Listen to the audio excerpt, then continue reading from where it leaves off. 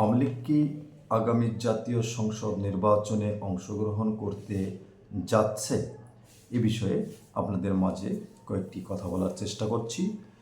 আপনারা ইতিমধ্যে জেনেছেন গতকাল বিএনপি আগামী জাতীয় সংসদ নির্বাচন উপলক্ষে তাদের প্রার্থীর নামের তালিকা ঘোষণা করেছে, অর্থাৎ তাদের প্রার্থীদের মনোনয়ন দিয়েছেন।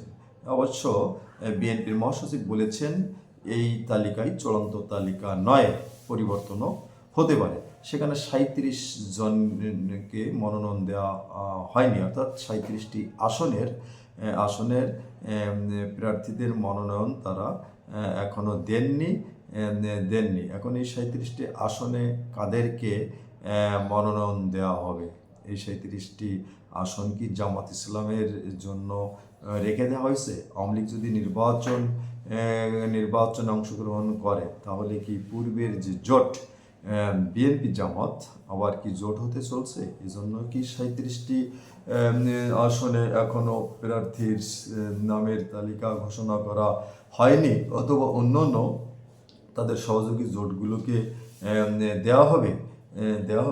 এ বিষয়ে এখন অনেক প্রশ্ন রয়েছে। এই 37টি আসনে নমিনেশন বা মনোনয়ন না দেওয়ার কারণে প্রশ্নগুলো আসছে যে আওয়ামী লীগ কি তাহলে নির্বাচনে আসছে, আর সেজন্যই কি 37টি আসন জামাত ইসলামের জন্য রাখা হয়েছে বা তাদের জোটের জন্য রাখা হচ্ছে?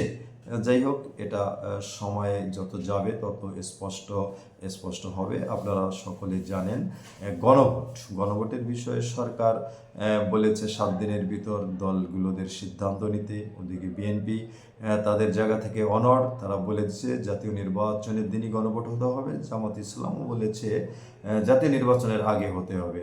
অন্যদিকে বিশ্বের অন্যতম গুরুত্বপূর্ণ গণমাধ্যমকে সাক্ষাৎকার দিয়েছে সাবেক প্রধানমন্ত্রী আওয়ামী লীগ সভানেত্রী শেখ হাসিনা।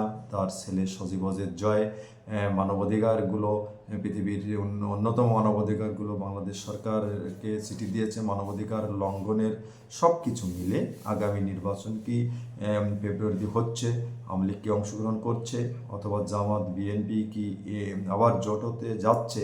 আপনাদের মতামত অবশ্যই কমেন্ট বক্সে জানাবেন। আমরা চাই আগামী নির্বাচন সুষ্ঠু, অবাধ এবং গণতান্ত্রিক ধারা অব্যাহত রাখার জন্য হোক, এই আশা।